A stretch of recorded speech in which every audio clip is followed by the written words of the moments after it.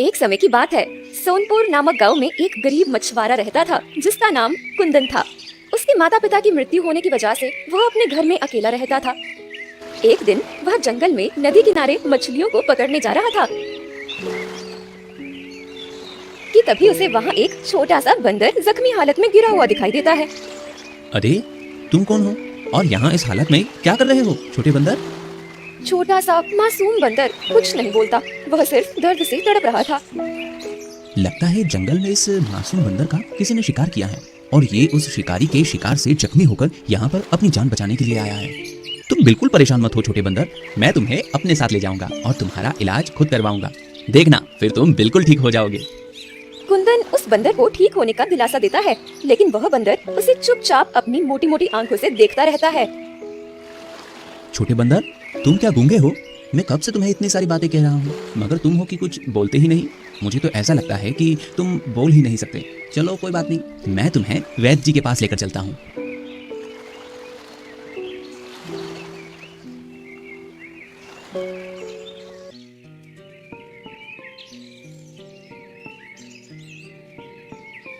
अरे कुंदन, कहाँ जा रहे हो इतने जल्दी में? और ये बंदर तुम्हें कहाँ से मिला? अच्छा हुआ वैद्य जी, आप मुझे यहीं मिल गए। मैं आप ही के पास आ रहा था। वैद्य जी, ये बंदर बहुत जख्मी है, आप इसका इलाज कर दीजिए। कुंदन, लोग मेरे पास इंसान का इलाज कराने आते हैं और तुम इस बंदर को लेकर आए हो। भले इसे इलाज की क्या जरूरत? ये जानवर तो एक दूसरे का शिकार होने और एक दूसरे का शिकार करने के लिए ही दुनिया में आए हैं। नहीं वैद्य जी, आप ऐसा मत कहिए। जिस तरह हमें दर्द होता है उसी तरह इन्हें भी तो होता है ना। मुझे नहीं लगता कि तुम्हें अपनी मेहनत की कमाई इस बंदर के इलाज में लगानी चाहिए। वैद्य जी, मेरे पैसों का मोल इस बंदर की जान से बढ़कर नहीं है। ठीक है कुंदन, अब तुम्हारी यही जिद है तो इसके आगे मैं क्या कर सकता हूँ? चलो मेरे साथ। इतना कहकर वैद्य जी कुंदन और बंदर को अपने घर ले आते हैं। वह बंदर की चोट पर बहुत सारी दवाइयाँ लगाकर उसकी पट्टी बांधते हैं। देखो कुंदन, मैंने इसकी मरहम पट्टी तो कर दी है, लेकिन तुम्हें इसका बहुत ज्यादा ख्याल रखना पड़ेगा। ठीक है वैद्य जी। कुंदन बंदर को लेकर अपने घर चला जाता है। बंदर बेचारा जख्मी हालत में सुस्त होकर कुंदन के पास लेटा रहता है।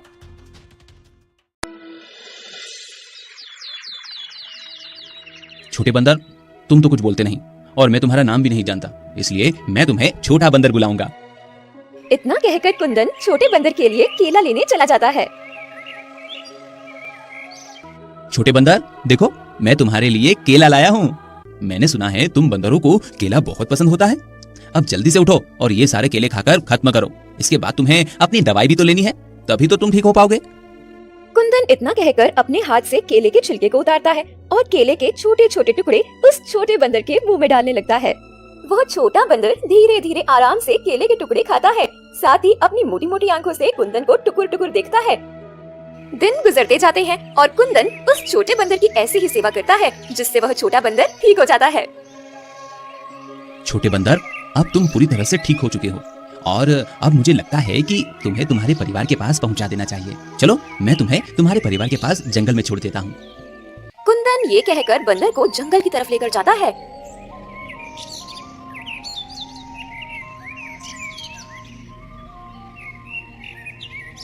ये लो छोटे बंदर, तुम्हारा जंगल आ गया। अब तुम अपने परिवार के पास चले जाओ। मुझे यकीन है कि तुम्हारे परिवार वाले भी तुम्हें ढूंढ रहे होंगे। कुंदन की ये बात सुनकर छोटा बंदर उसकी गोद से उतरता ही नहीं है। कुंदन बंदर को ऐसा करते देख उससे कहता है, छोटे बंदर, अब तुम जंगल में अपने परिवार के पास जाओ। कुंदन की बहुत कोशिशों के बाद भी बंदर उसकी गोद से नहीं उतरता। छोटे बंदर को ऐसा करते देख कुंदन परेशान होकर कहता है, छोटे बंदर, अब मैं क्या करूं? तुम तो मेरी गोद से उतर ही नहीं रहे हो। लगता है तुम वापस जाना ही नहीं चाहते। कुंदन की ये बात सुनकर बंदर उसके सीने में अपना मुंह छुपा लेता है। छोटे बंदर को ऐसा करते देख कुंदन मुस्कुराता है और कहता है, अच्छा तो तुम मेरे साथ रहना चाहते हो? वैसे मेरे घर में मेरे अलावा और कोई नहीं रहता। अच्छा है, मुझे तुम्हारे रूप में अपने लिए एक साथी मिल जाएगा। कुंदन ये कहकर उस बंदर को अपने घर वापस ले आता है और फिर वो दोनों साथ रहने लगते हैं। छोटा बंदर कुंदन के हर काम में उसका हाथ बंटाता है। एक दिन कुंदन नदी किनारे मछली पकड़ने जाता है, तभी वहाँ पर एक दूसरा मछुआरा आता है और कहने लगता है, अरे तुम कौन हो और यहाँ क्या कर रहे हो? मैं कुंदन हूँ और यहाँ पर मछली पकड़ने आया हूँ। पर मैंने तो तुम्हें यहाँ पहले कभी नहीं देखा। मैं तो यहाँ रोज आता हूँ। हो सकता है कि आप और मैं रोजाना अलग अलग समय पर मछली पकड़ने आते हों, इसलिए हम दोनों की कभी मुलाकात नहीं हुई। तुम मुझसे झूठ मत बोलो। और रही बात तुम्हारे यहाँ आने की, तो आज के बाद मैं तुम्हें यहाँ मछली पकड़ता ना देखूं, क्योंकि ये नदी मेरी है। अगर तुमने दोबारा इस नदी से मछलियाँ पकड़ने की कोशिश भी की तो मैं तुम्हें इस नदी में फेंक दूंगा। कुंदन गरीब होने के साथ ही बहुत सीधा भी था, इसलिए वह उस मछुआरे से बिना कुछ कहे चुपचाप अपने घर आ जाता है, जहाँ छोटा बंदर उसके आने का इंतजार कर रहा होता है। छोटे बंदर, अब मैं क्या करूं? मेरे पास तो कोई दूसरा काम भी नहीं है जिससे मैं अपना और तुम्हारा खर्च उठा सकूं। कुछ देर बाद कुंदन फिर से छोटे बंदर से कहता है, छोटे बंदर, मैं सोच रहा हूँ कि हमें यहाँ से कहीं और जाकर कोई नया काम ढूंढना चाहिए। कुंदन ये कहकर उस छोटे बंदर को अपने साथ ले जाता है और फिर चलते चलते वो दोनों जंगल की तरफ आते हैं। तभी अचानक बंदर कुंदन का हाथ जोर जोर से खींचने लगता है। छोटे बंदर, क्या हुआ? तुम ऐसे मुझे बार बार क्यों खींच रहे हो? अच्छा, मैं समझ गया, तुम्हें भूख लगी है। रुको, मैं देखता हूँ, शायद इस जंगल में तुम्हारे खाने लायक कोई फल मिल जाए। कुंदन ये कहकर उस बंदर को अपने साथ लिए जंगल के अंदर किसी फल की तलाश में इधर उधर देखता है, लेकिन उसे उस जंगल में सूखे पेड़ों के अलावा कुछ नहीं दिखता है। तभी कुंदन छोटे बंदर से कहता है, मुझे तो यहाँ तुम्हारे खाने के लिए कोई फल नहीं दिख रहा। अब तुम्हें अपनी भूख थोड़ी देर और बर्दाश्त करनी पड़ेगी। हम जैसे ही दूसरे राज्य पहुँचेंगे, हो सकता है वहाँ कोई हमारी मदद कर दे। कुंदन ये कहते हुए उस जंगल से निकल जाता है और चलते चलते दूसरे राज्य पहुँचता है। अब तो शाम होने आई है, लेकिन अभी तक मुझे तुम्हारे लिए कोई खाना नहीं मिला। अभी कुंदन छोटे बंदर से ये कह ही रहा था कि तभी उसे पीछे से उस राज्य के राजा आते हुए दिखाई देते हैं। तुम कौन हो? आज से पहले तो मैंने तुम्हें अपने राज्य में कभी नहीं देखा। महाराज, असल में मैं आपके पड़ोसी राज्य से आया हूँ। ओह अच्छा, तो तुम यहाँ नए हो, तो मैं ये जान सकता हूँ कि तुम यहाँ क्यों आए हो? महाराज, मेरा नाम कुंदन है और मैं एक मछुआरा हूँ, मगर मेरे पास इस समय कोई काम नहीं है, इसलिए मैं यहाँ काम की तलाश में आया हूँ। अच्छा, तो तुम यहाँ काम की तलाश में आए हो। अगर मैं कहूँ कि तुम मेरे महल के सामने वाली नदी और उसके पास की झरने की साफ सफाई करो, तो बदले में मैं तुम्हें खाने और रहने की जगह दूंगा, तो क्या तुम ये काम करना चाहोगे? कुंदन राजा की ये बात सुनकर खुशी खुशी हाँ कर देता है और कहता है, महाराज, आपका बहुत बहुत शुक्रिया कि आपने मुझे काम पर रखा। अरे कुंदन, कोई बात नहीं, तुम हमारे पड़ोसी राज्य से आए हो, हमारे मेहमान हो, इस नाते तुम्हारी मदद करना हमारा कर्तव्य है। राजा ये कहकर कुंदन और उसके बंदर को अपने महल में ले जाते हैं।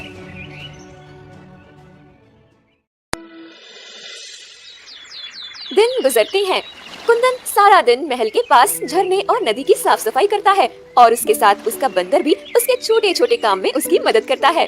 राजा कुंदन को मेहनत और ईमानदार से काम करता देख बहुत प्रसन्न होते हैं। एक दिन मंत्री जी राजा के पास आते हैं और कहते हैं, महाराज, क्षमा चाहूंगा, लेकिन आपके लिए एक बुरी खबर है। कैसी बुरी खबर? महाराज, महल में जो कीमती खजाना रखा था वो चोरी हो गया है। मंत्री जी की बात सुनकर राजा गुस्से से महल के सारे नौकरों को अपने पास बुलाते हैं। मैं जानता हूँ कि तुम लोगों में से ही किसी ने मेरे खजाने की चोरी की है, तो जिसने भी ये काम किया है वो सामने आ जाए और सच बता दे। मैं वादा करता हूँ कि मैं उसे माफ कर दूंगा, साथ ही कुछ खजाना भी दूंगा। लेकिन अगर तुमने सच नहीं बताया तो मैं तुम सबके साथ बहुत बुरा करूंगा।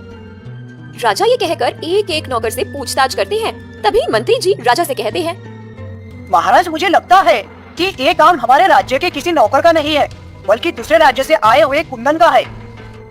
मुझे नहीं लगता मंत्री जी कि कुंदन ऐसी हरकत करेगा। वो तो मुझे बहुत ही सीधा और ईमानदार लगता है। लेकिन महाराज, मुझे तो यही लगता है। मंत्री जी, आप इतने यकीन से कैसे कह सकते हैं? क्योंकि कुंदन ही है जो महल के अंदर और बाहर आ जा सकता है। महाराज, मुझे लगता है कि हमें कुंदन की तलाशी लेनी चाहिए। ठीक है मंत्री जी, चलिए जहाँ कुंदन रहता है हम सब वहीं चलते हैं। राजा ये कहकर कुंदन के पास जाते हैं। मैंने तुम्हें सीधा और ईमानदार समझकर अपने राजमहल में काम दिया और तुमने मेरी ही खजाने की चोरी कर ली। चोरी? कैसी चोरी महाराज? और आप किस खजाने की बात कर रहे हैं? कुंदन, जितने सीधे तुम दिखते हो उतने हो नहीं। अब बताओ, तुमने महाराज का खजाना कहाँ छुपाया है? महाराज, मेरा यकीन कीजिए, मैंने कोई खजाना नहीं चुराया, मैं चोर नहीं हूँ। कुंदन अपनी बेगुनाही साबित करने की कोशिश करता है, मगर राजा उसकी एक नहीं सुनते। तभी मंत्री जी कुंदन के आसपास तलाशी लेने लगते हैं। तलाशी लेने पर उन्हें सोने के कुछ सिक्के मिलते हैं। ये देखिए महाराज, ये वही सिक्का है जो आपके खजाने में हुआ करता था। राजा उन सोने के सिक्कों को देखकर गुस्से में कुंदन से कहते हैं, मैंने तुम पर भरोसा किया और बदले में तुमने मुझे ये सिला दिया। अब तुम्हारी सजा यही है कि तुम हमेशा के लिए मेरे महल में कैद रहोगे। राजा ये कहकर अपने सिपाहियों को कुंदन को कैद करने का हुक्म देते हैं। 3 दिनों तक कुंदन को कैद करके उससे पूछताछ की जाती है, मगर कुंदन अपने मुंह से एक लफ्ज भी नहीं निकालता। मंत्री जी, कुंदन को कैद करे 3 दिन बीत चुके हैं, लेकिन अभी तक उसने खजाने के बारे में कुछ नहीं बताया। अब हम ऐसा क्या करें जिससे वो हमारा सारा खजाना वापस कर दे? महाराज, मुझे लगता है कि कुंदन ने वह सारा खजाना अपने राज्य के राजा के पास भेज दिया है। अभी राजा और मंत्री ये बात कर ही रहे थे कि तभी वहाँ कुंदन का छोटा बंदर आता है और राजा से कहता है, प्रणाम महाराज। अरे तुम तो वही बंदर हो ना जो उस कुंदन के साथ हर समय पाए जाते थे? जी महाराज, मैं वही बंदर हूँ। मगर मैंने तो पहले कभी तुम्हें बोलते हुए नहीं सुना। जी महाराज, क्योंकि मैं ज्यादा बोलना पसंद नहीं करता। महाराज, मैं जानता हूँ कि आपका सारा खजाना कहाँ है और किसने उसे चोरी किया है। अच्छा, तो बताओ फिर मेरा खजाना कहाँ है? महाराज, महल के पीछे जो पर्वत है, उस पर्वत के नीचे एक छोटी सी गुफा है। वो खजाना उसी गुफा में छुपाया गया है। लेकिन ये काम आखिर किसने किया? महाराज, मेरी एक शर्त है। अगर आप मेरी शर्त पूरी करेंगे तो ही मैं बताऊंगा कि आपके खजाने को किसने चुराया है। ठीक है, तुम्हारी शर्त मुझे मंजूर है। बताओ मुझे क्या करना होगा?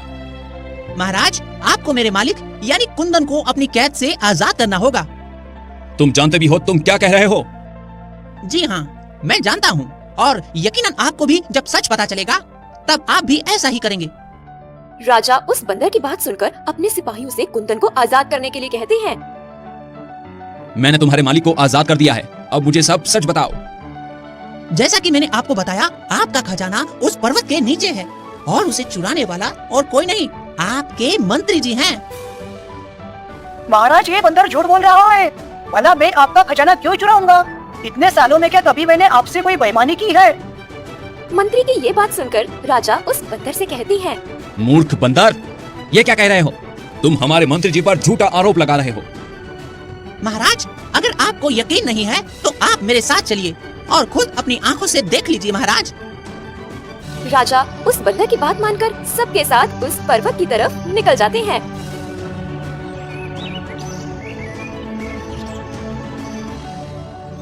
छोटा बंदर सबको उस पर्वत के नीचे बनी गुफा में ले जाता है और वहाँ पर छुपा सारा खजाना राजा को दिखाता है। मंत्री जी, आपने मेरा खजाना चुराया, मगर क्यों? महाराज, ये झूठ बोल रहा है। मैंने ये खजाना नहीं चुराया। ये जरूर इस बंदर और उसके मालिक कुंदन का काम है। मंत्री जी, आप मेरे साथ इतनी बड़ी दगाबाजी करेंगे मैंने सोचा भी नहीं था। लेकिन अब इसकी सजा आपको जरूर मिलेगी। आपकी सजा यही है कि आप कुंदन की जगह महल में कैद रहेंगे और आपकी जगह कुंदन महल का नया मंत्री बनेगा। मंत्री को सजा सुनाने के बाद राजा कुंदन से कहते हैं, कुंदन, मुझे माफ कर दो, मैंने तुम्हें बेवजह सजा दी। नहीं महाराज, आप मुझसे माफी मत मांगिए। कुंदन, तुम्हारा ये बंदर बहुत समझदार है और तुम्हारा बहुत ही वफादार साथी है। अगर आज ये न होता तो सच में हम तुम्हें हमेशा के लिए अपनी कैद में रखते। जी महाराज, मैं जानता हूँ मेरा ये छोटा साथी मेरा वफादार है, लेकिन मुझे ये नहीं पता था कि ये बोल भी सकता है। वैसे छोटे बंदर, तुम्हें कैसे पता चला कि ये सब मंत्री जी ने किया है?